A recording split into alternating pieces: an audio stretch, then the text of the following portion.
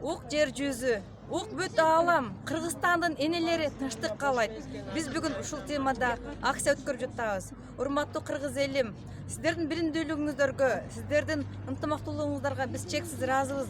Баткен элин жана энелердин атынан сиздерге терең ыраазычылык билгизебиз жана дайыма өлкөбүздө тынчтык болсун. Мы, женщины Кыргызстана, против войны. Руки прочь от Баткена.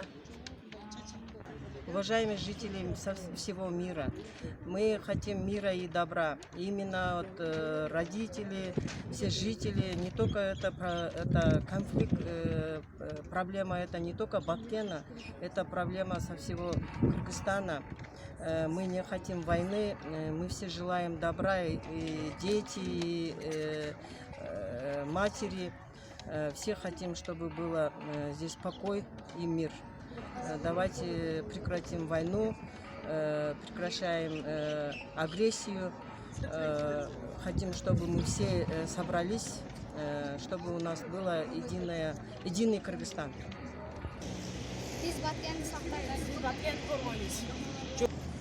Biz Batkenni saqlaymiz. Biz Batkenni qo'rg'aymiz.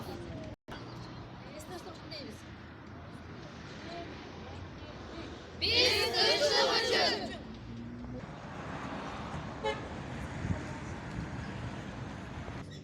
Biz tinchlikni qalaymiz. Stop war. We Tajik and Kyrgyz are friendly people. Aggressors don't touch Kyrgyzstan. Kız bir karap.